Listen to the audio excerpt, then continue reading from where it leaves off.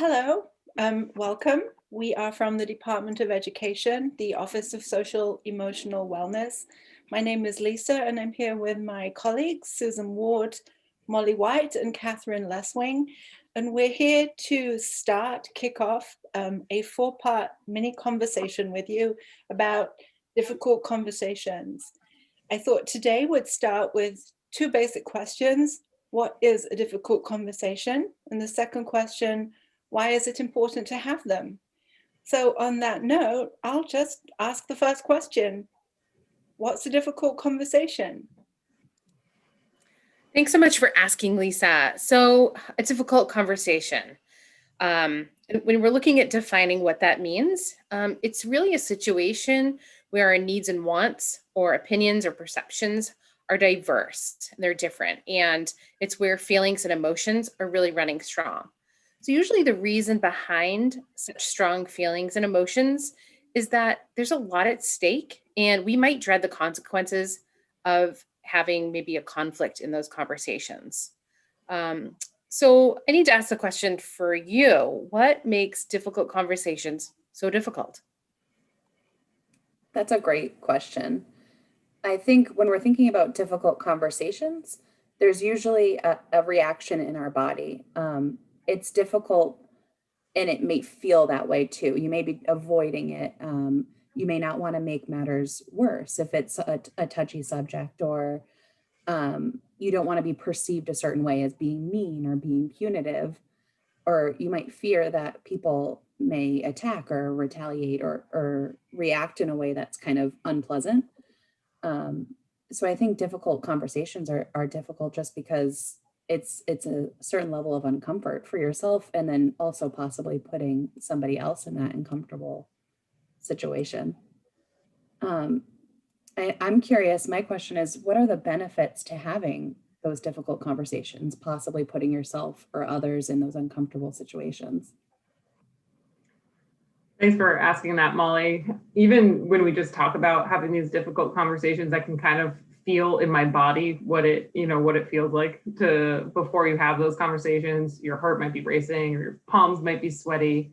And when we think about it in the context of education, there's lots of places where these conversations might occur. It might be between an educator and a parent, an educator and a student, between two educators. There's all sorts of difficult conversations that might crop up. But when we make the choice to really engage in them, regardless of how we're feeling and what fears we might be having that you just discussed, it does demonstrate that we are there to have that conversation, and the benefits are innumerable. So the first being just that we care. When we have a conversation, we're saying, I'm not going to turn a blind eye to this important topic that's really having an impact for the outcome of your student or the outcome of our learning. It shows that we respect other people's opinions, their experiences, their education, and that we believe that they can handle tackling that difficult topic. So it definitely demonstrates a level of respect. And we all know, that two minds are better than one. And so when we have these conversations, lots of times solutions can come out of them that we wouldn't have gotten to on our own. And so it's often really important to open those lines of communication. It also helps us build our own confidence.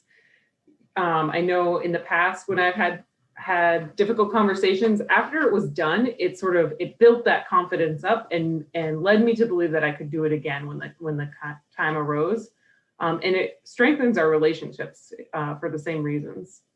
And to that point, it really increases the level of trust and respect that we can have amongst each other, amongst our professional relationships, our relationships with students and families. And so, as we can see, there's definitely a lot of benefits to facing our fears and having these conversations. That was really helpful, Catherine. I don't know about the rest of you, but every time I've been in a situation where I know I've had to have a difficult conversation, and I've probably tried and successfully succeeded in avoiding it for a certain amount of time, when I actually make the decision to have the difficult conversation and have it, it usually brings with it a huge sense of relief. So the minute I commit to the conversation and I start having it, I start to feel better. And I also think for the recipient, usually there's something going on that we know needs to be discussed, whether it's with a student, like you said, or a parent, or possibly another colleague. It's almost a relief to bring it out into the open and to kind of clear the air. And I think we often find that the things that we were most worried about are things that the recipient is also worried about. And they just feel incredibly supported and validated and glad to be able to find a way to make things easier in moving forward.